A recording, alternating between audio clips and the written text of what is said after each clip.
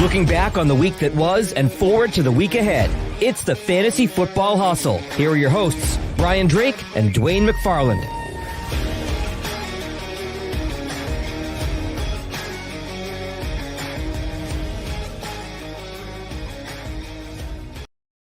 All across the fantasy universe, welcome in one and all. It is the Fantasy Football Hustle, powered by Pro Football Focus. It's week 4, gentlemen, ladies, whoever's out there. Holy smokes. I remember about 10 minutes ago, we were doing the draft plan show, and now it's week 4 already. We're going to be looking at wild card weekend, the next time you blink. Welcome in, folks. I'm Brian Drake. FightingChanceFantasy.com. You hear me weekends on SiriusXM Fantasy Sports Radio, hosting the PFF show. Joined as always by the analytical assassin, Pro Football Focus senior analyst, Dwain McFarland.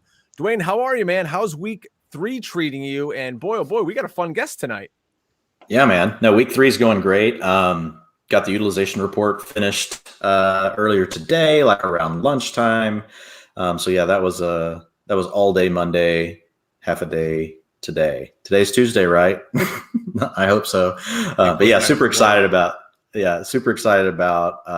having at Rudy Gamble on tonight. We chat a lot on Twitter, so folks that follow me or follow Rudy, you see us probably interact quite a bit. A lot of talk, a lot of nerdy talk about projections and what you should base them on, what are the drivers to all these different things. But we'll get a lot of thoughts from him tonight about some of these different players, some of the things that we're seeing, as well as thoughts potentially on week 4 and the first pass. I know Rudy took his first look at projections today, so excited to see just to hear where he's at. A lot of new data points. We find having 3 is a lot better than 2 or 1. I mean, I prefer 4, but like 3, I actually start to have more conviction behind some of the trends and things that we think we're seeing.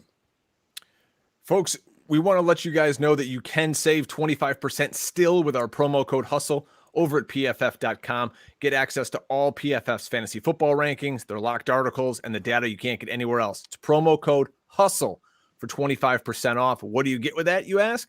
Again, all the locked articles, the NFL and college football betting dashboards, their grade-powered projections, cover probabilities, betting values, all that fun stuff. Dwain's utilization report, Ian Harditz, my co-pilot on the weekends, Andrew Erickson, Nate Yonke. Trust me, you'll want to go over there and check it out. The other thing you're going to want to check out is Razzball.com, because we've got the co-founder and the head of data analytics joining us today. It is Rudy Gamble, at Rudy Gamble on Twitter. Rudy, welcome to the Hustle, man. Thanks for having me, guys. Very excited. So you're a guy who's big into projections, and that's totally not my bag, but I know Dwain is big into it. So let's say today's Tuesday, and you're over at a site like Razzball, and you put together, the people pay for these projections from you because, they're trying to win DFS tournaments and big high stakes leagues and all that. So kind of peek behind the curtain here is what goes into your gig as creating projections. Let's just say now it's Tuesday. What are you doing? Yeah, so it's crazy because I do baseball, football, and basketball, and so football is so different than the other two. Since it's a football one, I won't talk about the other two. But football with weekly, it's like it is kind of like a process. So all the other people at Razzball do a great job. They handle the content. I just stick to the projections part because it just ends up being this mindset. So Tuesday is you're loading in all the data through my data feed partners from the last week. Get that in there because you're dealing with right now it'd be week 1, week 2, week 3 data. With week 3 data meaning a little bit more than week 2, which means a little bit more than week 1, which means a little bit more than your priors going into the season. Loading that in, for my projection model, I'm running. It just runs. So think of it as one that I probably run it 50 times at least during the week. Looking at the results. So the first day is like, okay, let's see how it just comes out.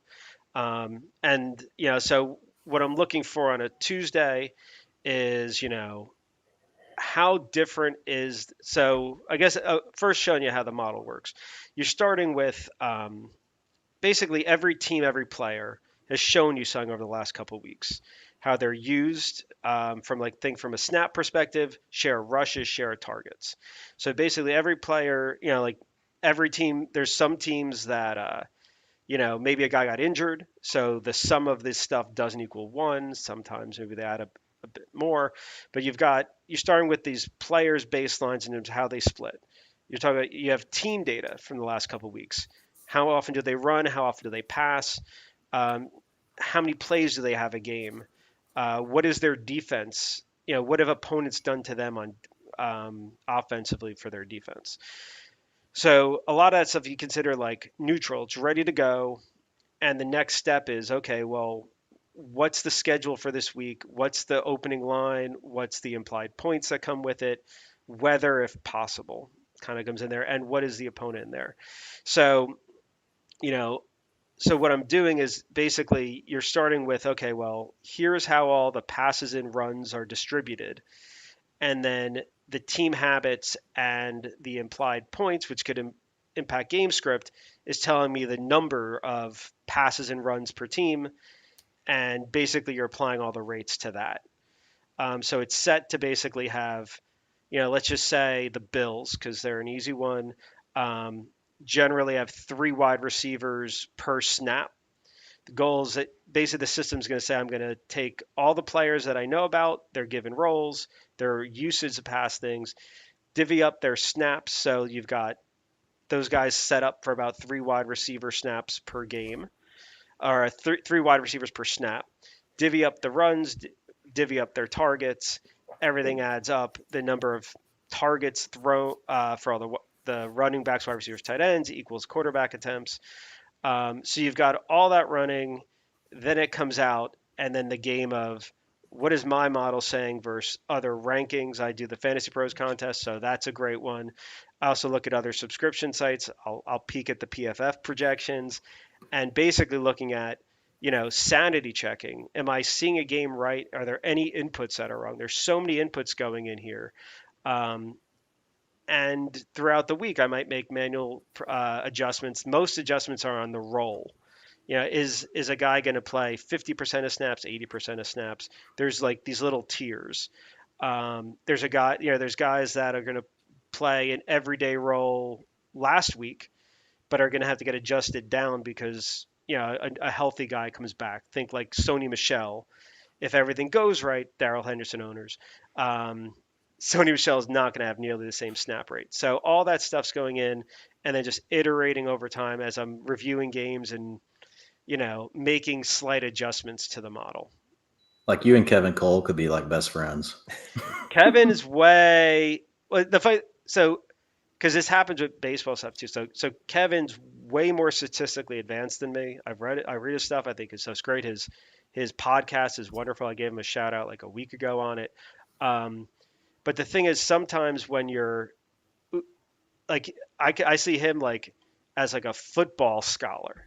I'm not a football scholar. I'm really focused on the fantasy football projection part. And I don't really care how good a team is. I see the implied points. I know what they've done. It's really about just getting the projections right and kind of and laser focused on that. And how are you doing so far? I know you're doing Fantasy Pros this year. Yeah, this year. What does it look like? Well, the crazy thing. So weeks 1 to 3 have killed me the last couple of years. I'm much better as a weekly adjuster than I am as a preseason prognosticator. So the first few weeks kill you because you're so dependent on priors. And I've generally been better at quarterbacks and running backs because I think I'm better at adjusting for the game situation. I think wide receivers are a little bit more, there's a little more fluidity to how they play with versus adjustments, where quarterback and running back is so much about volume and implied points. For sure, yeah. So that's been my historically. This year, in 3 weeks, I've finished first, third, and third out of 200 in wide receiver. I've done poorly in running back, and I've done mixed in quarterback. It makes no sense. If you told me I'd do that, if I would be top 3 in wide receiver the first 3 weeks, I'd told you I'm lapping the field. I'm moving to Vegas. But running back got you. Yeah. Oh, well, I mean, yeah. And so when I was DMing you guys before, it's like, what do I talk about? It's like, I've cleared my skill at wide receivers has clearly come through so far in the rankings, and variance has killed me on running backs. Yeah, it's no and other it'll happen. explanation for it. Yeah. But If something yeah, doesn't work, it has to be variance. man, I had Joe Mixon RB3 last week, like, but Burrow gets like hogs all the touchdowns, and then yeah, so yeah, things like that happen. So it's gone well this year though. I feel like my key thing from last year was get better at the preseason stuff, and yeah, I think the wide receiver results definitely show it. And like I said, the running back stuff is again, yeah, it's a lot of it ends up being this little Well, variant we'll stuff. see what Who your got the data is saying touchdown? so far about several of these Yeah. guys. So Okay. I'm super excited to hear. I know we're already starting to get some questions in the chat too that we can come back to. Where do you want to start at, Drake? I think without question, what we need to do before we get going into this is just mention the passing of our fantasy colleague, Mike Tagliere. As many of you probably have seen on social media, Mike passed away over the weekend. You know, a young guy, just had a birthday recently, 39 years old, wife, 2 kids, got the chance to meet him out at the Kings Classic 2 years ago, and have a couple of meals with him. Super nice guy. I mean, anything you read on social media right now is just people saying how much respect they had for Mike, how he helped them in the business. And my biggest takeaway from not knowing Mike all that well, but seeing the tributes that people put out about him, guys, is if you can leave this world and every single person, you know, in your industry that you know or maybe didn't know has something fantastic to say about you and how you influence them, like you were living right. You were doing things the right way. And I think Mike was. If you guys have anything to say, but I didn't want to start things off without, just mentioning that to our No. audience. Yeah, and I didn't know Mike other than our interactions through Twitter, and he was always great to me. But just what you said, Drake. I mean, when you just look at all the comments, how much love there is out there for him, I agree with you. It's like I was at a friend's mom's funeral 2 weeks ago, and I live out in the country, and I got there at 6 o'clock, and I had to wait until 8 o'clock to get down to the front to see my friends, one of my best friends from high school, to see his dad. That's how long the line was. And it's the same kind of thing you're talking about. It just told me like, wow, what these people mean to this community and how much everybody is really there to support, my buddy Travis's dad. It's the same kind of thing. Like Tags was very well thought of. It doesn't sound like he really had, an enemy. He was seen as, really a leader in our industry, as, someone that helped push the ball forward. I know he opened the door for a ton of people. Mm-hmm. Thoughts and prayers definitely out to, the family and just really to the fantasy football community. I know there's a lot of people. I have a guy in my home league, Michael Moore, who started in Pro Football Focus way back before I was ever even any, I just came to Pro Football Focus 2 years ago, but Michael, when he first started there, he and Tag started there together, and they worked there while Mike Clay was there, while Jeff Ratcliffe was there, and they were close, and he has nothing but wonderful things to say about Tags. So definitely will be missed and never forgotten. Yeah, no, I didn't have any relationship with him. I'd competed with him in the contest. Agree with everything you're saying in terms of like, seemed to have, he was extremely well respected in the industry, sincere guy. I mean, it's been a bit of a black cloud for me over the season, only because it's just like it's so gutting because it hits close home. Because I think it's times like these, not only do you think about how do you want to be remembered, but just think about other people. Like just envisioning like when tragedies like happen like this, what if it happened to you? And so it just hits close to home as someone who also is married with kids and Mm-hmm. and dedicates so much of their time to something like fantasy sports. So yeah, I mean, and so it's worth noting that there's a GoFundMe for that for his family. It's Yep. done gangbusters so far, but yeah, look it up, donate.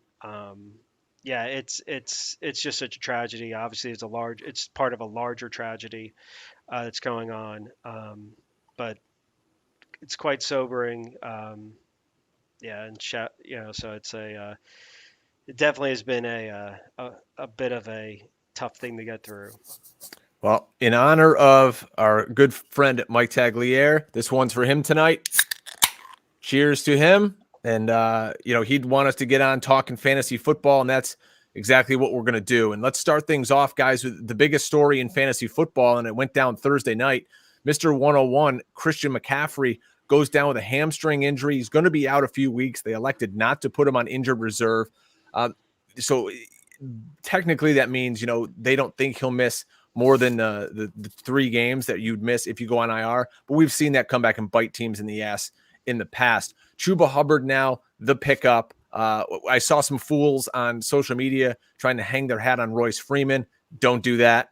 Chuba Hubbard is going to be the guy. So let's get in terms of a forecast. Say he's going to play now, Rudy, for the next 3 weeks. How do you go and forecast a guy like Chuba Hubbard? He's a rookie. We know what happened in this offense last year when Mike Davis had to come in. And then, Dwain, I want to get your thoughts on maybe how are we going to fab bid him going forward, if you want to acquire him, knowing he may only give you 2 or 3 weeks of work. So, Rudy, let's start with you on projecting Hubbard for the next few weeks. Yeah, no, I mean, I think Mike Davis last year gives us kind of a benchmark on what Carolina and Joe Brady like to do here. I don't see, and I watch Chuba Hubbard a lot as a UT fan and seeing him in Oklahoma State. I do see them going a little bit more to the pass. I don't see Chuba Hubbard as a guy who's going to get 20 rushes a game, but the touches will be there, the passes will be there. I think he'll get a snap count that's commensurate with more an RB1 than not a Pittsburgh Steeler RB1 this year, but the 60 to 65%, but they'll mitigate that usage because Chubb is not a huge guy by mixing in more pass than run, not running him right into the line. Freeman I see as just a number 2 back, and I mean I see Hubbard is right now. I've got him at like 14 for the week. I think the consensus right now is 19. This is in half PPR. I assume his value is a little higher. And I think throughout the week is kind of looking to see, is there anything that's coming out of Carolina camp and take a look at it. But I mean, what we've seen this Carolina offense, does McCaffrey change anything with Robbie Anderson? I don't think so. I mean, I think it's really, this is like DJ Moore is going to be the number 1 player on this team. Marshalls gets more and more involved, but like I said, I think Hubbard's definitely a top 20 RB as long as McCaffrey's out. So, yeah, Dwain, totally your agree. thoughts on the situation. Yeah. And then what are we doing with him in terms of fab betting? Yeah. No, I think there's a couple of good data points. So Rudy and I are on the same page for sure. Number one, we did see Chuba Hubbard play this preseason, and preseason isn't always, that indicative. We were just talking, earlier before the show about how figuring out preseason can be problematic even, but looking at the role that he did get, he handled everything. Like he handled in the preseason, he handled the 2-minute offense, the short down and distance, the long down and distance. I mean, all the different roles that, these coaches divvy out. He played in all of them in the preseason. And then we just saw that again last week. So from the time that Christian McCaffrey left the game, 73% of the snaps went to Chuba Hubbard, long down and distance, 100%, short down and distance, 66%, 2-minute offense, 100%, handled roughly half of the attempts. It was really more than that. With the backs, there was a carry for Tommy Tremble, and I think there was also a receiver rushing attempt. And then Darnold, I want to say, had 2 or 3 rushing attempts once, McCaffrey was out of the game. But if you look at it just from 2, I think. Yeah, 2 touchdowns. Yeah, he did. But then the routes are huge. Routes per pass play, 72%. That's in the same range as where CMC was. Will he be targeted as often as CMC? No, I don't think so. But still, he was targeted 22% of the time. He was targeted on 22% of the routes that he was in. So, volume is king. I see him as a mid-tier RB2 this week with RB1 upside. So essentially what just, Rudy, already elaborated on, we're in alignment on that. And here's my thought process on, Chuba Hubbard. It does make it difficult because they didn't put him on IR. But the way I usually think about these things, Brian, is I think, okay, if I know basically my fantasy season is 12 to 13 weeks, the regular season, and I know I'm going to get 3 games out of this player, that's like 25%, of the season. So that's kind of like my starting. And then I look at the league, I look at the rosters, I look at, okay, what is everyone else's needs? If you're in a really deep league, he's still going to be expensive, because here's the thing you're going to deal with no matter what league you're in. The Christian McCaffrey owner is going to, if they have fab dollars, they have to come spend them on Chuba Hubbard. Mm-hmm. Because for them, it's fine. They can carry the player for the rest of the year. What they're counting on is you not bidding enough because you're thinking it's a 2 to 3 week fix. The way I think about Chuba Hubbard is a little different. I'm going to spend more than the 25% if I think I need him. And the reason why is I'm not just looking at him as a 2 to 3 week investment. I'm looking at him as a 2 to 3 week investment, but also a handcuff play that I was drafting in the 13th or 14th round anyway. So he already had value to me because this situation could happen, but McCaffrey could easily re-aggravate the injury. He struggled with injuries all of last season. I'm not saying he's injury prone. I'm not here to say that I'm a doctor, but just because he gets injured now doesn't mean that he's going to be less injury prone the rest of the year, right? It's at least going to be the opposite of that. So I think Hubbard, you've got to approach him the starting point of, okay, how much can I use him? But then you have to calculate some sort of rest of season value that you think he brings to your roster. So that's going to depend on your current construction. How many backs do you have? Like if he's going to start for you for the next 2 to 3 weeks, and then you're also going to get upside out of that, I would be willing, to put, more. Now, if you are the McCaffrey owner, I think going 60%, is probably what I would do. Depends on my roster construction. But I would want to make sure I lock that in. And I know there's people that say, oh, you should only own the handcuffs that are not for your back. Look, we're already in the season. The draft's over.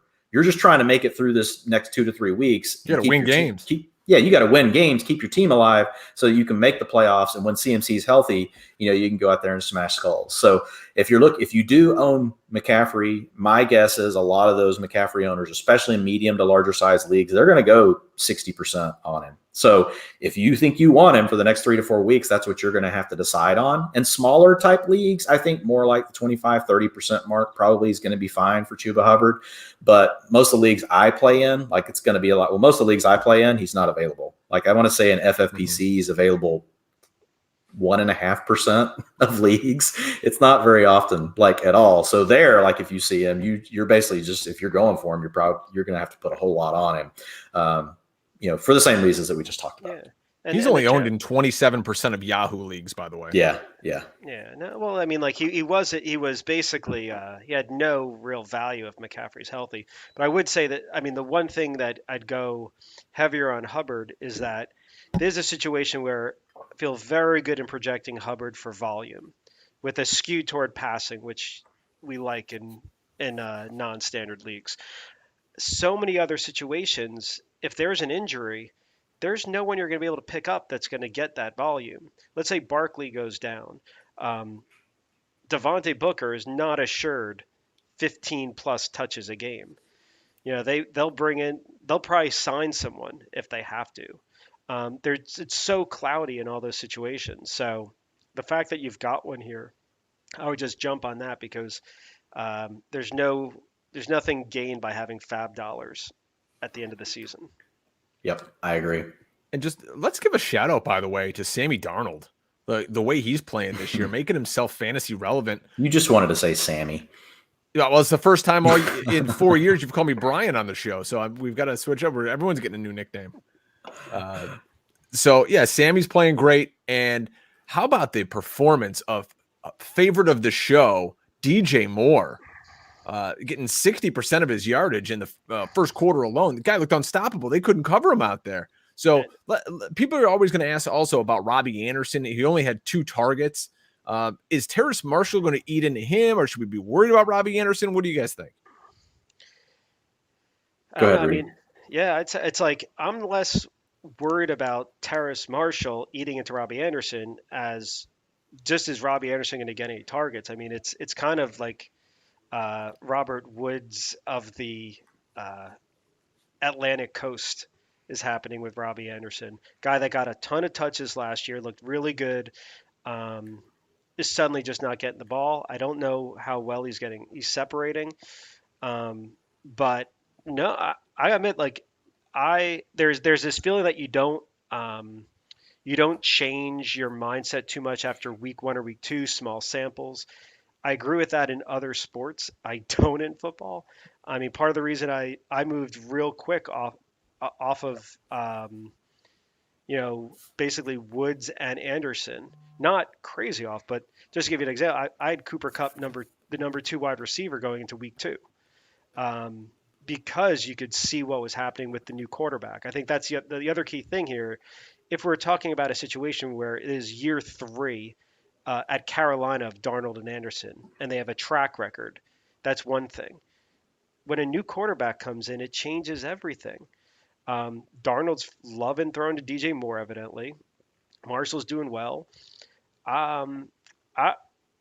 Until it happens, I'm betting against Robbie Anderson, and in this case, Robert Woods, having major roles, with Kupp and DJ Moore staying in that role as like clear RB1s that have like top 5 week to week potential. I think that this week, I have DJ Moore as a top 5 wide receiver.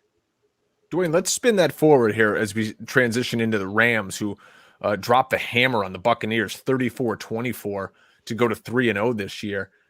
Let's talk about Robert Woods. We know that hey man, it's out of control right now with Cooper Kupp. I don't know if he can stay on this pace, but maybe he can. Another 12 target week, caught 9 balls for 96 yards and 2 scores. If you got Cooper Kupp, congratulations. Bobby Trees, though, only 3 catches for 33 yards. I know in your utilization report, he's the guy you're looking to trade for. Yeah, absolutely. And here's why. Like, I do think Cooper Kupp is the one, for Matt Stafford. But I don't think the delta is going to be 36% of the targets to 20% at the end of the season. I think best case, it'll be 30%, 29% to Kupp, and you're going to have 3 or 4% flow back through to Woods. You're going to have some flow to some of the other players. Higbee's probably going to finish above 13%. But we see this every year. Defenses adjust. So the quarterback may love Cooper Kupp, and he does have the advantage of playing in the slot. So it will be tougher to take him away. But defenses will start to focus more on Cooper Kupp. And when they do, Robert Woods is going to be fine. Like, he's playing in this will be the best passing offense Robert Woods has ever played in his career. And so I'm going to bet on his talent. He's 29.4 years old. I think it's eventually going to hit. And I think he finishes the season as a wide receiver too. I'm not worried about him just because I've got a great history. I've got a long enough history with Robert Woods, with Sean McVay.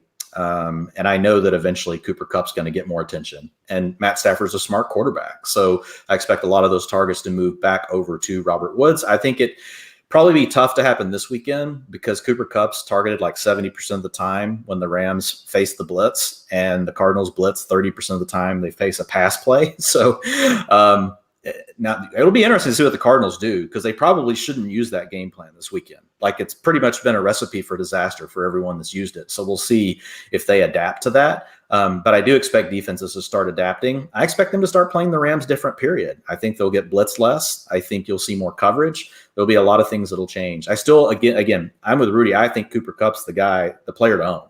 And so I'm not saying Robert Woods is going to pass him, but I think Robert Woods will give you wide receiver 2 value. And my biggest thing is I'm betting on his talent. I'm betting on Stafford's talent. I'm betting on McVay. And this is a good offense, and I want to own pieces of it. I know that it's not all going to be Cooper Kupp. No, and I'll just add that, I mean, I've got like Woods right now, 23rd in half PPR this week. So I actually was plus on him. I was pretty disappointed. Well, I had Kupp number 1 going in for week 3. And he almost hit. And I had Woods, I think 12 or so, because there's just so much there. Yeah. Looking at the targets, I did not think that Deshaun and Van Jefferson would get 12 targets between the two of them. That's a lot. I don't think. It's a lot to do with the way the Bucs play. Very aggressive. And I think what you're seeing with the Rams is if you're going to do that, they're going to hit the slot and they're going to hit you deep. Right. They're going to match you up one-on-one. And Van Jefferson is a good route runner. He's got a great release. Deshaun Jackson, everybody knows who he is. Yeah. So they have weapons that they're basically saying, look, great. If you want to do this, we're going to put it deep on you. So I think you're going to see more teams go to zone. And then I think that's where you will see Robert Woods working underneath from that Z position more often, because he's typically targeted in that 8 to 12 yard range, working underneath the coverage. And nowhere near the red zone. Yeah, people think that the Rams are throwing the ball all over the yard. The Rams are bottom 7 in the NFL in pass attempts. And a lot of that's efficiency. Very efficient. It's going to be interesting, going forward to see how people view this team. And I want to get your thoughts here, Rudy, on Sony Michel. And we know he had a very tough matchup going up against Tampa Bay. So we didn't expect a whole lot on the ground. He churned out 67 yards, which is fine. He was slightly used in the pass game, caught 3 balls. If Darrell Henderson's out again, where do you rank Sony Michel going forward? I mean, it matters per game. I mean, that game, I think I had him about 20. But McVay does not go crazy pass. He does like to stay balanced. So if Henderson's out, I don't see anyone. Like, I'm not worried about Jake Funk. Sony Michel is going to get 20 touches.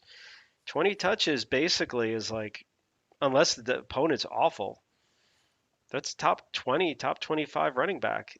Like, just go with the touches. Not really. I mean, he put up decent stats. I mean, like, basically his line looks great with a touchdown. Yeah, just didn't get a touchdown. And that's the way I kind of look at running backs, is like a lot of it's just the volume.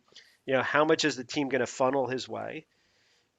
And I think this team wants to funnel much. I have been surprised that Michel's role has been so limited in the first 2 weeks, knowing that Henderson has some injury worries. Yeah, this week the Rams are home against Arizona, who gives up the 5th most yards rushing allowed on the season to this point. Let's keep moving, guys. Here, our guest Rudy Gamble from Razzball. Real happy to have him here. A master in projection, not only football, but baseball and basketball. So definitely head over to razzball.com and see all the great work that he's doing there. All right, this kills me because I lost in my big money fantasy league, guys, because Hollywood freaking Brown can't hold on to the football, dropped 2, maybe 3 sure as hell touchdown passes. Not going to say it cost me the game, but it cost me the damn game. I lost by 10 points. But this Ravens offense is changing, okay? So we know Hollywood's had a good couple of games, Dwain, but in your utilization report, you talk about the breakout that is Mark Andrews. And if you guys want to listen to another smart pod, Dwain was on with Rich Rebar last week. I believe you mentioned there how, we talked about this before. Teams look at film in about 4 week increments. So now they've seen those first 3 weeks on Hollywood Brown. So now they're going to guard him differently on the back end. And we're going to see now maybe the emergence of Mark Andrews. Oh, by the way, Rashad Bateman, their coveted draft pick from this class, is eligible to return this week. 3 players had 7 targets: Hollywood, the ghost of Sammy Watkins, and Andrews. So, Dwain, let's start with you about maybe the shift in this passing offense. Maybe there's some more pieces that we can get in our lineup. Yeah, so I mean, there's a couple things going on with the Ravens right now, and it'd be interesting to hear, Rudy's thoughts, because I know he digs deep into these things. But number one, the Ravens are dropping back to pass more than ever in Lamar Jackson's era right now, and it's not necessarily game script driven, because they've been in either a close script, which is within 3 points in the way that I work my model, or they have been in a leading script, which is at least 4-point lead or more on 67% of their plays. They've been in one of those two situations 67% of the time, yet their pass rate is up 7% versus the average for last year, which was 50%. They're at 57% pass, which is not a lot. It's still it's still conservative when we say pass, folks. We're talking about drop back to pass. You could be sacked, you could scramble. There's other things that could happen besides throwing a ball. So when you're thinking about the percentages, we're talking about, that's whenever I say pass play. Doesn't always mean that it ended up being a pass, but 57%, at the time, they're actually dropping back to pass. And the other thing is, despite avoiding the trailing game scripts in week 3, they never trailed. They never trailed by over 3 points. They dropped back to pass 71% of the time. So what that's telling me is 2 things. 1, on a whole, we could see more passing. I don't know how much more, but 2, we could see specific game script scenarios where the Ravens have decided in this matchup, we actually like the pass more than the run. I think the other factor that's going on is all their backs are hurt, so yeah. It's like, why do they want to keep trying to run the ball when you got Latavius Murray, Devonta Freeman, and they obviously, I was kind of surprised to see what happened to Tyson Williams this last week. So I don't know what's going on for sure there.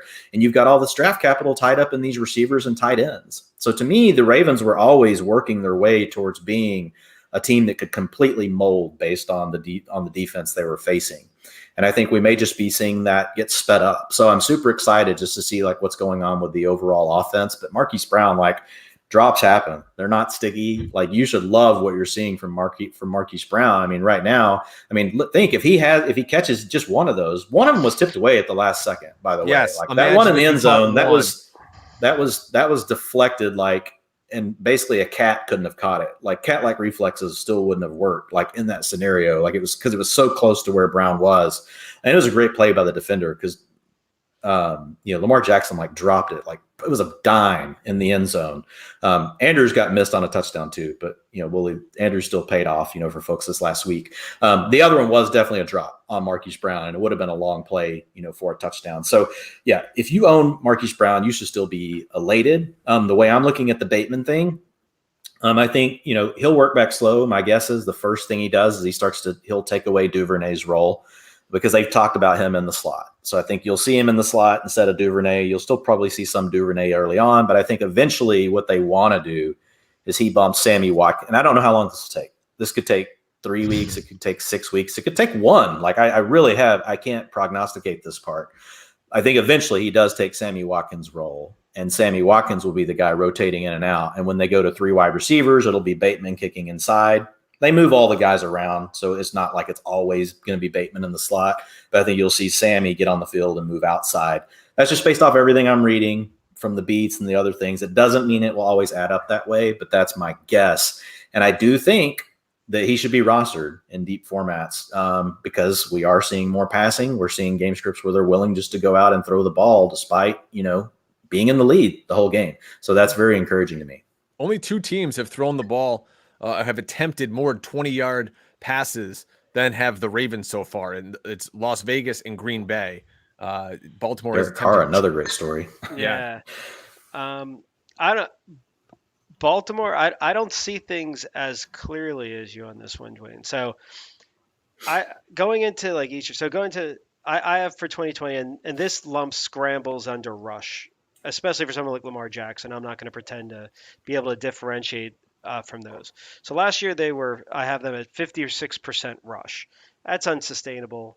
That's bound to regress. Just like if a team was just like the Steelers, seemingly, I say seemingly because I don't think they've shown it yet, shouldn't have been up at the 70% range. That everything's regressing down to like 58, 59% pass rush based on my stats. So I expect them to get up to 50%. That's kind of like a floor. And I look last week was pretty anomalous. I have them in I neutralize it based on the game, not necessarily the situation, but just the overall game script. And I have them at like 63% pass, which is completely anomalous. The week before against KC, I have them at 30% rush or 30% pass. And first game, I have them at 50%. So it did throw a wrench into things. I did not expect them to go like this. It does make sense narratively because Tyson Williams hasn't necessarily grabbed a hold and shown to be, the next Gus Edwards. And they have a bunch of dust at the rest of the running back. I mean, Levante Murray hasn't necessarily shown 2019 or 2020 version. They're going up against Denver, at Denver. I'm not really sure how they're attacking it. I do think Marquise Brown has specific value in this offense, as does Mark Andrews, because the whole point of running that much and scaring the bejesus out of the front seven or let's say the front, even the safeties with Lamar Jackson, is to throw over their heads when they creep in. And to attack at the seams when the linebackers come in, and Andrews could attack there. So I think their roles are set. Andrews is going to have Andrews has a better floor. Brown's always going to be boom or bust with his type of line. I feel like he's of the lineage of like a more prime Deshaun Jackson. I mean, I feel good about their roles. What I don't know, I don't feel good at all about predicting week to week right now what Baltimore does. Going into this week, I've got them at 55% pass, which is below average, but Yeah, but probably it's the above. It's above for but the them. That's where I highest. would. Oh, That's where I totally. would have No, them. right. So it's the highest. So yeah, I'm looking at the model. It's the highest I've predicted, particularly because last week at 63% after neutralizing for the fact that it was a relatively close game. I don't. I think we'll know more on Denver when you see a blip like this. I kind of, I'm going to treat it as something. It's a true data point, but I don't know if I have that narrative yet that they're going to adjust to the pass just yet. Um, and at Denver is always a weird game for any opponent, and their defense has been pretty good this year. So Yeah. So just so folks know here, and this is me. Scrambles are included in these passes, but this is last year for the Ravens. 53%, 49%. This is their pass, drop back to pass rate. 66, 45, 63, 51, 49, 47, 64, 55, 47, 42, 53, 45, 43, 34. So, right. yeah, they're typically always well under the 50. You do get a couple of blips here and there where they're up in the 60s. So, yeah, I agree. And if you read the utilization report, like when I have different labels that I use for everything, and this one is under monitoring. That means I'm not calling it a trend yet. I'm not saying it's a for sure thing, but it's kind of like antenna like is up because of the narrative and how everything fits. But it is enough for me because we can't always wait for the trend to develop to act. And so my advice is stay more aggressive on the offense, because if it does change, it's going to be really good for your fantasy team. And that means go ahead and being aggressive, as far as picking up a player like Bateman. And it's fine. You can cut him later, right? If this doesn't work out this way. And it ends up going back to being more like what we saw with the Ravens last year. And that's the kind of funny thing when we're working with these data and trends, because like in my day job that I used to have, like you would never like jump a trend like this quick. But in fantasy, it's just a different world, because if you don't, like the competitor gets the goods, Right. So Right. we're always trying to walk this balance. And that's why I love having different guests on to talk through these things and, getting your thoughts too, Rudy. Yeah, and that one I would say, like, I'm with you, except for anyone except Brown and Andrews, because I think those are perfect roles to complement a Lamar Jackson, and like I don't know what Bateman's role is. If his role is a better Willie Snead, that I don't think that's going to move the needle in fantasy. I felt like I guess I haven't seen anything to change from my prior that the Rashad Bateman hype I do not understand. If he could run deep, like not as a talent, but in that offense, that is just a tough offense to crack. Even, I mean, like looking at Kansas City, which would be an explosive offense, that is it's a Tyreek Hill, Kelsey world, and everyone else is a pauper. I kind of see it. It's almost like in a way, Baltimore and KC are kind of similar. I don't trust the number 3 guy to do anything. It's funny you bring up Kansas City. Let's shift our focus there now, because they were in the news this week, adding an old friend to the fantasy community, and it's Josh Gordon. He's going to be back in the mix, and I put out a bunch of tweets about Josh Gordon this week at Drake Fantasy. Folks, Josh Gordon was really good in 2013. Really good. He helped me win a fantasy championship. I've got the jersey framed on the wall right over here behind my laptop. That was 2013. I had a 1-year-old. You know what I have now?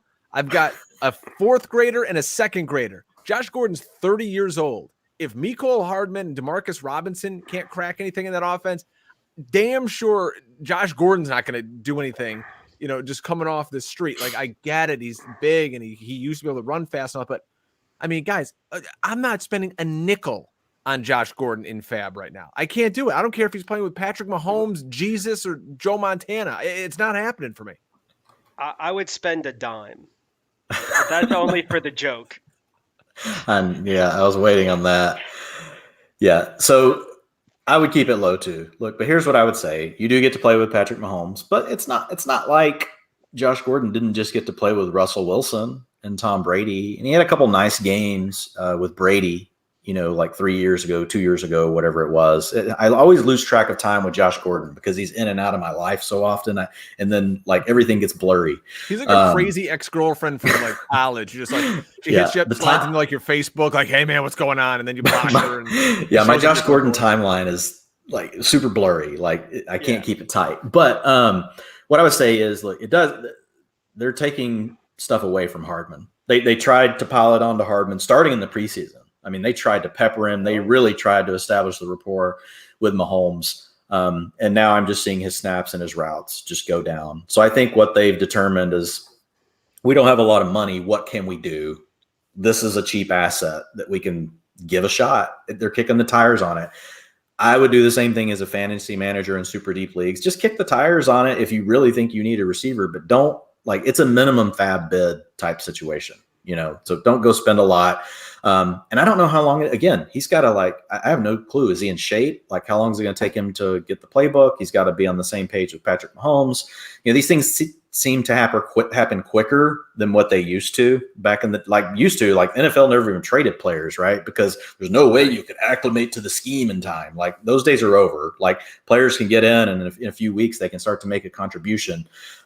Just don't go crazy, folks. Like, even in deeper leagues, don't go spend a lot of money, on Josh Gordon. And you know what? I'll take the chance. If he goes off to win someone a league, I'll just own that. Like, the odds are, like, Rudy, you'd probably be better at putting the percentages on it. They're not good. They're not high at all. So size your bidding appropriately. Right. I mean, what would it take for it to, if Tyreek Hill and Kelsey are healthy? I think Watkins maybe had a week one or so that he made a blip. Maybe so few games. And Sammy Watkins is probably is solid. He had done a little bit more at other places. There's just no room for it. They don't need it. It's not like they're like not productive with this model of feed Kelsey, feed Hill. The other guys are kind of decoys that act like kind of Lucas, that movie from the 80s where it's like, oh my God, you left Demarcus Robinson, throw it to Demarcus, and they throw it up. Well, I think that's what they're hoping. I think they're hoping that he's at least the threat that people still respect, because you do need one more target in the passing offense to threaten even really good defenses, especially now the defenses are running all of this too high stuff, right? And that's the challenge that the Chiefs are trying to solve for right now. Same thing that the Seahawks are dealing with. So in these offenses that are really top heavy and they've got these two really great options, if you don't have a good run game with play action and all these other things that are sewn together, teams have just said, well, fine, we'll just sit back here and we're not going to let you guys hit the big plays. We're going to make you methodically work down the field, and we're just going to let you make mistakes. And, oh, by the way, we're going to frustrate your quarterbacks, and we're going to make them want to take more chances with the ball that they wouldn't normally take. So I think that's what they're hoping. I think they know that teams are like, Mecole Hardman, whatever, which when I look at Mecole, at least he's fast. You at least have to respect him. But now what do you do with Mecole Hardman? Because the one thing that he can do, they're just saying, that's the thing we're not going to give you.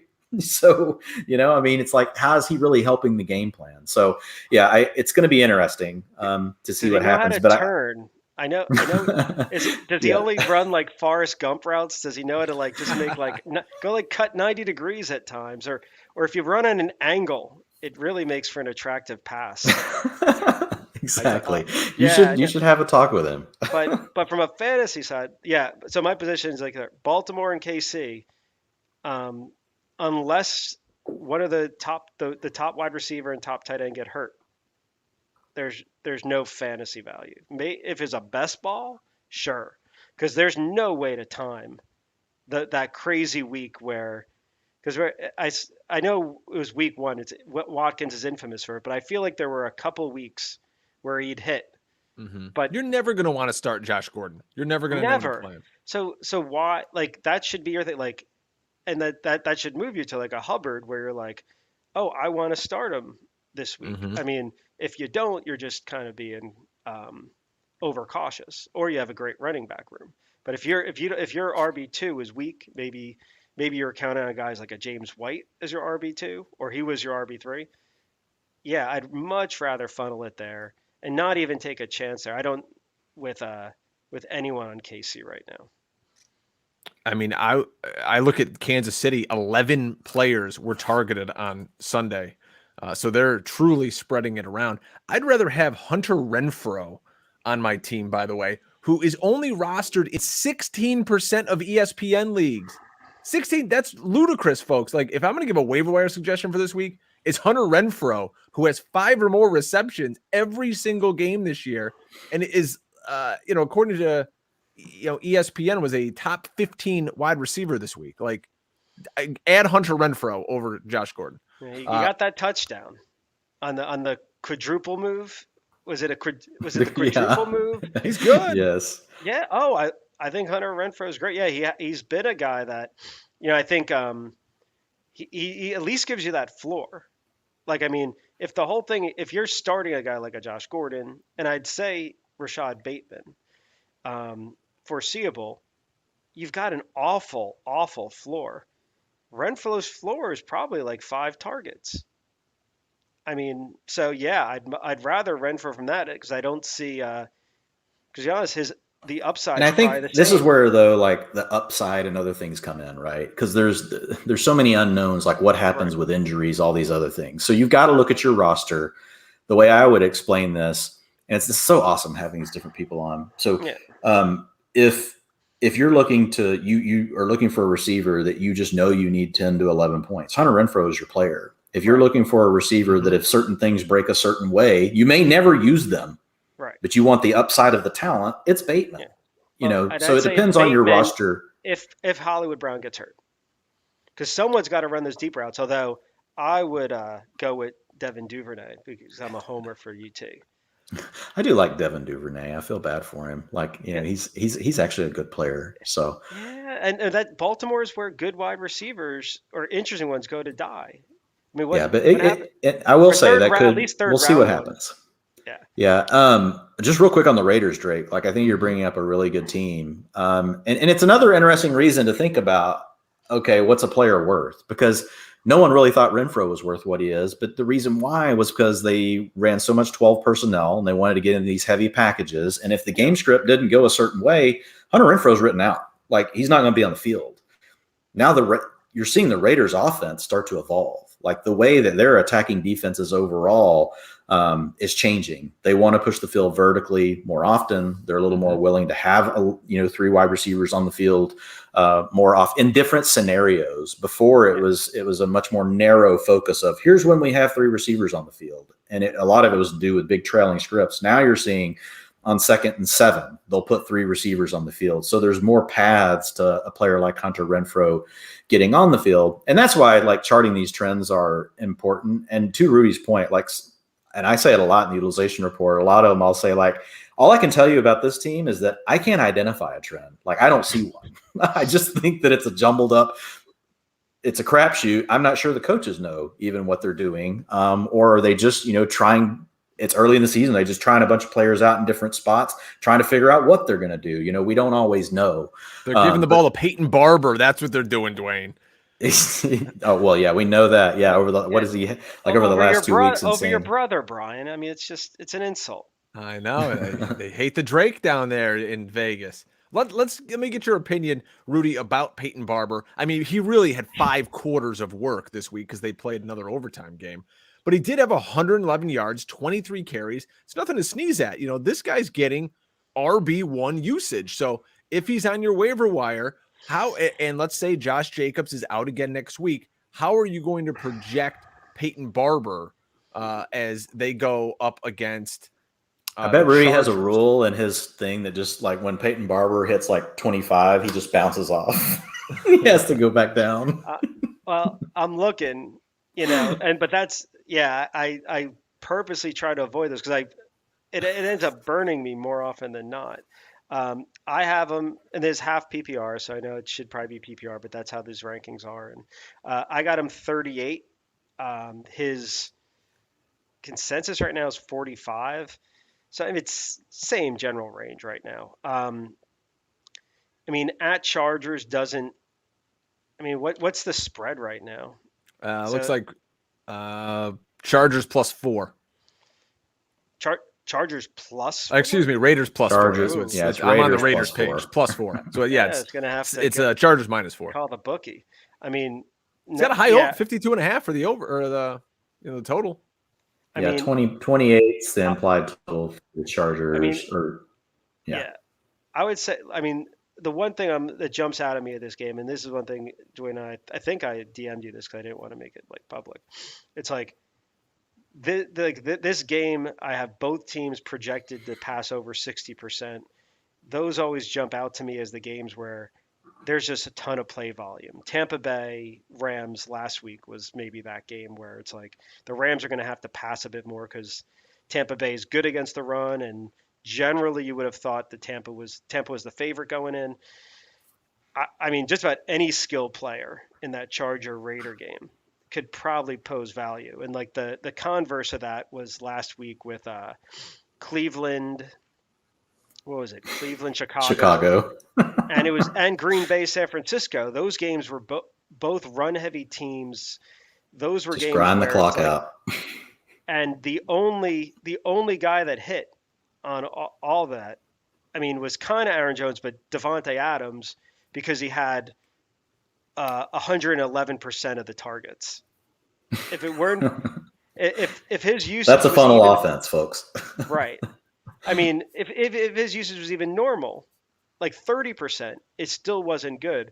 So for something like a Barber for this week, I'd look at that game and say like, yeah, the Raiders will probably pass more than the average team. They've, but there's going to be enough plays for Peyton Barber.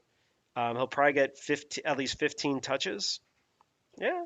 I mean, if you need it as an RB2, that would be your backup bid for Hubbard. Let everyone bid on Hubbard, try to get him, and then, But our guest Barber again, Rudy Gamble from Razball. Give him a follow on Twitter at Rudy Gamble. Again, if you're following the show, I'm at Drake Fantasy. Dwayne is, of course, at Dwain McFarland. The show is at FF Hustle. If you're following us on TikTok, just keep waiting. We'll get that first post out one of these weeks. Keep going. Dwayne's figuring it out. He's going to be the TikTok king of PFF. I've done nothing with TikTok, but my daughter could show me all about it. Oh, yeah. I think we literally have 2 followers. That was great. So I know we want to keep this thing around an hour. Let's head over to some of the questions. Our amazing chat room. We always appreciate the folks hanging out in the chat. We'll do a little rapid fire here with Dwayne and Rudy.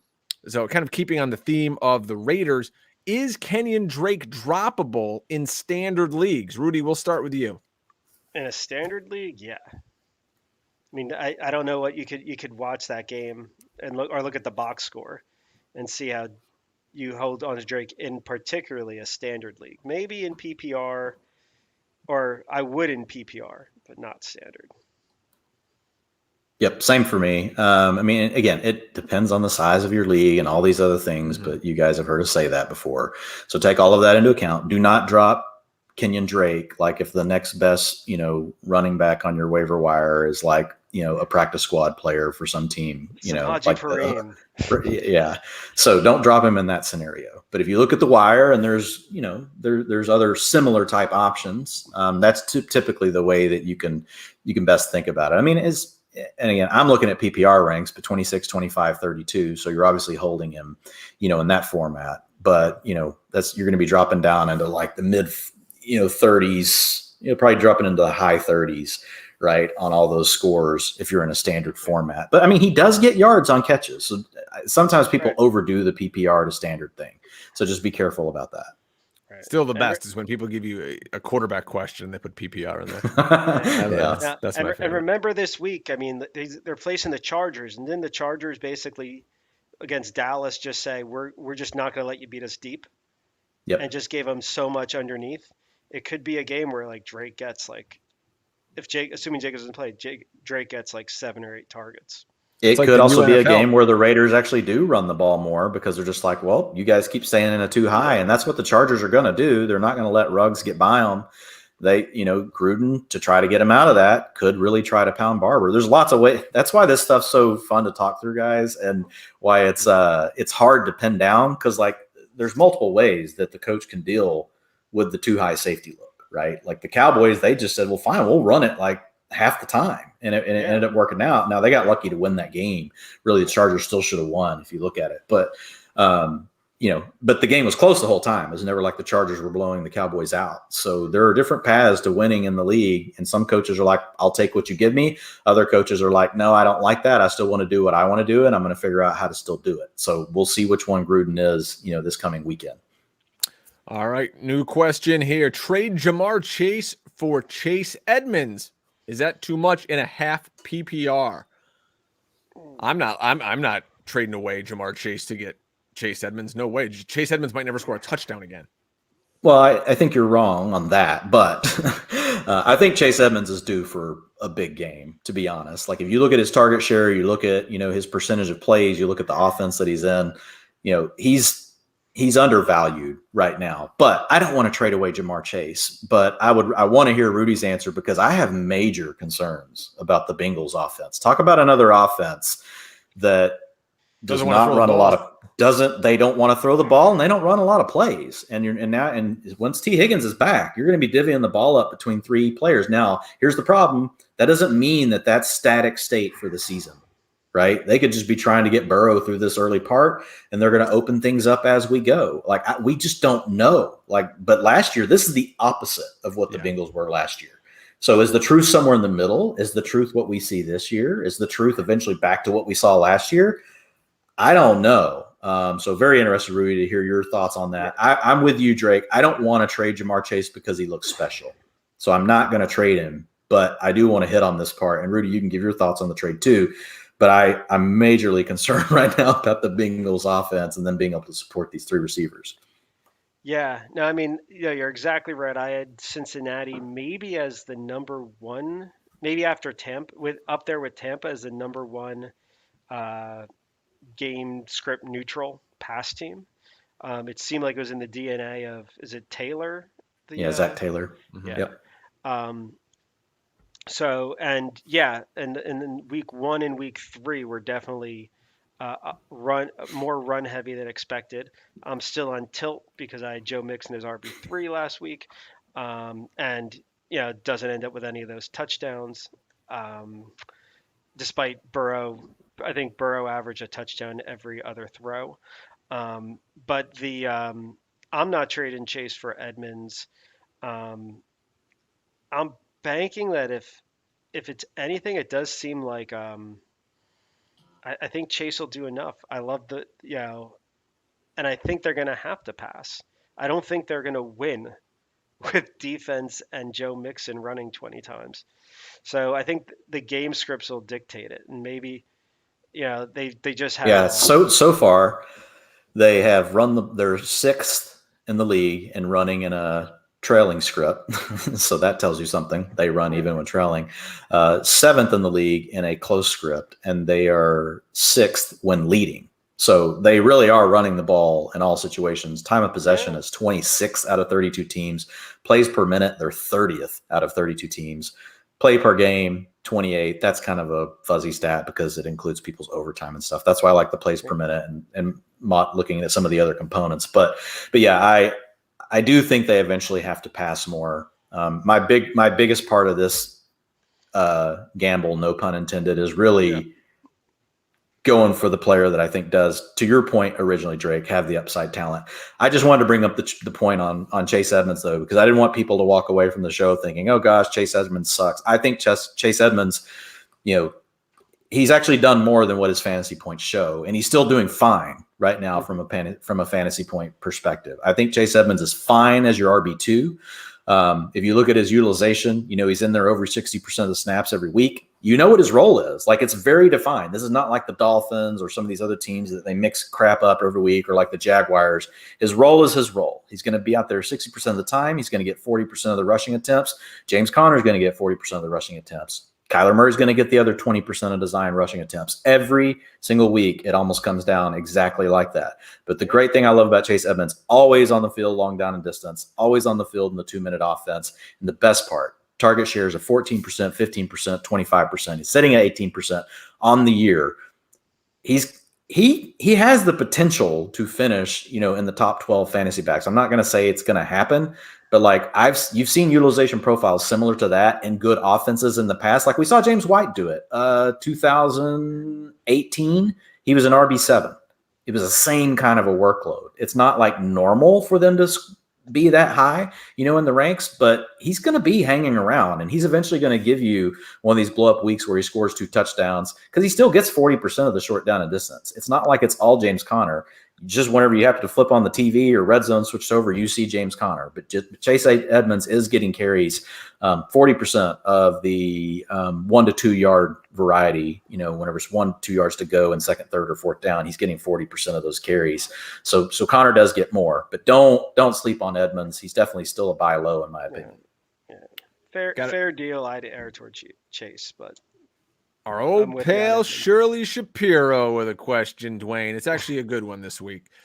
Would you drop Devonta Smith, he of not breaking 30 yards the past 2 weeks, for either Manny Sanders coming off a 2-touchdown week or Christian Kirk in a non-PPR? Apparently Shirley's still in the Stone Ages, wherever she's from, playing in a non-PPR league. Would you drop Devonta Smith for either Manny Sanders or Christian Kirk off the wire? Rudy, let's start with you. No. Big thing with Devonta Smith. I think I looked like he's not coming off the field. He's playing 90% of the time. I just think I don't Manny Sanders. I mean, Manny are people calling him Manny? We're personal friends. We can go that way. I call him Emmanuel, but it's kind of I have fond memories of the Showtime series.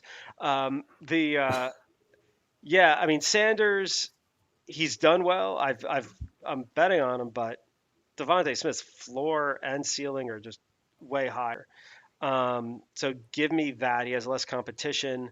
I don't think there's really a real wide receiver on Philly besides Devonta Smith. Mm-hmm. Yeah, no, I'm not giving up. And Christian Kirk, doing well. There's competition there. I like him.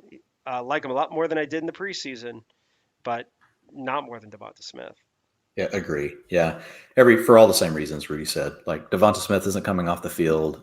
This is one where you've got to pay attention to the underlying utilization, and you got to just let the box score go for now. I know it hurts because it didn't come out well for us, but I own a lot of Devonta Smith on a lot of my high stakes teams, and I'm going to keep plugging him in there. He's my wide receiver 3 or 4 on a lot of squads. And I'm crashing the flex spots with receivers in a lot of those leagues, and Devonta Smith will continue to be in my lineup. Let me ask you guys one thing here about the New England backfield. We saw James White go down with a hip injury. We're unsure how long he's going to be out, but I've seen some reports that he could be done for the season. Ramondre Stevenson was inactive for the game on Sunday. I think we're going to see some more of him. J.J. Taylor could get in the mix. Damian Harris is their starting running back, but he has issues holding onto the football. They're going to be going up against a tough Tampa Bay team this week, but I want to extrapolate it out big picture. Brandon Bolden is not going to lead this team in snaps, in my opinion, game by game going forward like he did this past week. Is there a pickup on the waiver wire? Do you prefer maybe a J.J. Taylor or a Stevenson, or the hell? We don't know what they're going to do in New England. It's just a crapshoot, and stay away. Let's start with you, Dwain. It's a crapshoot, and stay away. If you can get one of these backs for cheap and you've got room on your roster and just see how it plays out, but I don't want you to go make a pickup and put them into the lineup. I don't even want to play Damian Harris this weekend. Yeah. Damian Harris, we saw last week, people were all like, oh, Damian Harris season, RB2 every single week. Nope. Still the same Damian Harris. If they get behind, he ain't on the field. Doesn't play in long down distance, doesn't play in the 2-minute offense, So, he only handled 40% of the rushing attempts last week, only out there for 31% of the snaps. So, look, the Patriots, and that's a game where James White is out, and they, and J.J. Taylor didn't get anything, and Brandon Bolden gets all the work. So, I think that alone tells you enough. And this is just a matchup against the Bucs where they're going to trail. I think they're going to be behind in the game. Brady's dropping 60 on them. Yeah, I don't know who James White's replacement is, because I thought it would have been J.J. Taylor, but it wasn't last week. So I really had no clue unless Rudy's got, some sort of insider information here for us. All I keep reading, I read it once. I stopped after the first time.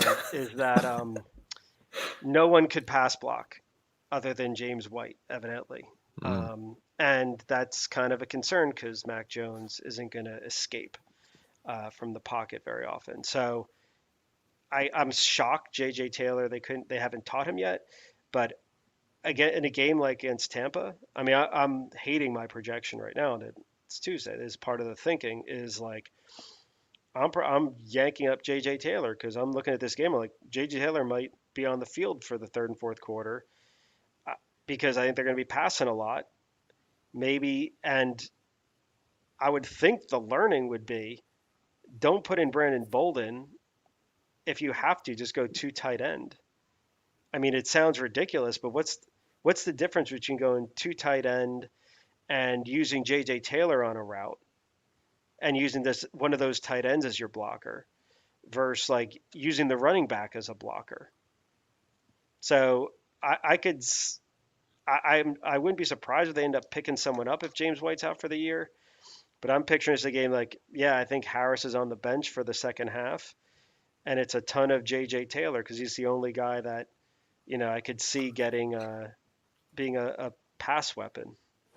Yeah. That's the hope. I don't know why they didn't do it last. I don't know why they didn't do it last week. If they were going to do it, the game script that we're thinking is about to happen actually happened, and JJ Taylor was available. He played 14% of the snaps. So, but I mean, that's where my head goes to. So Taylor is a guy that I like stashing for cheap in larger formats, but I'm definitely not going to put him into my roster, this weekend, on my lineup this weekend. And I'm only saying that because it's against Tampa and the spread, and it's going to be like this. Whatever the spread is probably going to end up being worse because Brady's ruthless. So you just kind of look at this game and be like, there's a very good chance that JJ Taylor ends up with like 8 targets for 40 yards because he's just getting a whole bunch of garbage targets toward the But I mean, they had that situation last week. They trailed by 4 or more points on 96% of their snaps. I mean, they were down by how much at halftime after the pick 6 on Mac Jones? Like, so right. I don't know how much more behind you can really get. Like that game was already like garbage time. So yeah, we will find out. You are correct. I think because I don't think they ever planned to be without James White, and that JJ Taylor's never. Just like Ramondre Stevenson going this year, and why I didn't understand quite the hype is that it's like they're not planning on using him. I'd get like JJ Taylor's like a break glass type of guy. I'd imagine this whole week they're going to be practicing. I would think as meticulous as Bill Belichick is, JJ Taylor would have already been ready. I don't see them getting him ready for that kind of role in a week, but we'll see. I mean, if I had to put a chip on a guy in the backfield, it's the player you're naming. It would be JJ Taylor. But you know who can pass block? And just coincidentally, there was a random Schefter tweet about him being available via trade this week, and he was pulled and he was inactive. Marlon Mack. No, he's going to Baltimore. You know how I am with these He's things. He's going to Kyle Shanahan. So that's interesting. Well, once you say it, Drake, it happens. So it's probably it's probably the Patriots. But they didn't know. They didn't know he was gonna. They didn't know that James White was going to be hurt. My guess is the talks were with one of the other teams first. But you've now said it, Drake. So it's going to happen. Yeah. No. I think it's going to be like this. It's going to be New England's going to ask, and Indianapolis is like, does Josh McDaniel really want Marlon Mack? And they're going to go, yes. And they go, no, you can't have him. But they're going to wait. They're going to hold out for a bit. And they go, no, we just change of heart. I hope Indianapolis continues to suck because right now Philadelphia has 3 first-round picks thanks to how awful Miami and Indianapolis are. By the way, that Tampa Bay Patriots game, the Bucks are 7-point favorites right now. Implied total 49. Don't you think Wentz gets benched once the season starts going sideways? 100%. Why give the Eagles a first-round pick? Just put them on the bench and give them the second. If you know you're going to stink, just all of a sudden, the ankle's bad. Yeah, they're already setting everything up. Like this whole double ankle injury. Like how much of that is like really that true? He probably barely tweaked something. They're like, let's just go ahead and plant the seed now. Double secret probation, double secret ankle sprain. Yeah, it's going to the North Dakota glue factory. I would do that. Like, there's no way I would just intentionally give up a first round pick just on my badge of honor in the NFL. Like, it's a ruthless business. They need to see what they have in Sam Ellinger. Wow. You take Ellinger's from Austin. You replace Wentz with an Austin high school player. Good things happen. You win Super Bowls. Good things happen when you get good guests, and that's what we had this Nick week Foles. with Rudy Gamble from Razzball. Go over to razzball.com, check out his projections. Rudy, really appreciate you coming on the show, man. This was fun. No, this is fun, and I feel like I'm a little sharper on a Tuesday than I normally am. Me too. Yeah. Well, Dwayne's been doing 11 podcasts a day now. He just got done to the show with Ian Harditz. Make sure you guys check that out if you subscribe to the PFF pods. And did RotoViz today too. Did RotoViz mailbag today. Tomorrow doing Justin Boone the score. So yeah, I mean, it's a good week. Like, a lot of good stuff. There's a spot open. A lot of utilization, Dwayne. A lot of utilization. I can pretty much recite utilization in my sleep because guess what? Everyone wants to ask about utilization. So yeah, it's by the time I get to, as much as I love utilization, by the time I get to Thursday, I'm like, F utilization. Jeez Louise. Should have just said use. It would have been less syllables. Yeah, but it's not as cool. Utilization. My product manager hat was on, and I just went with utilization. I didn't know you're a product manager. I'm a product manager. Hey. Yeah, I used to lead a product team at a healthcare company around supply chain data and analytics. So that was my previous life. Now he's all football all the time. Hey, and if you want to do it more on the weekends, Dwayne, I hear there might be a shot for a co-host on. Yeah, there's a certain guy that asks Sunday. me a lot about these things. Yeah, I mean, if you want to come hang out on SiriusXM this weekend, I mean, I'll be there. So the guest today was Rudy Gamble from Razzball. What a great time we had with him. Check him out on Twitter at Rudy Gamble. Go over to razzball.com, see all the great stuff that they're putting out, and use some of Rudy's projections, man. Win some cash in DFS. So for Rudy, for Dwayne, Brian Drake, appreciate you guys spending some time with us. Good luck in week 4. We'll see you next Wednesday if you're listening to this, Tuesday if you watch us live on the show. And remember to never get out hustled. See you, folks.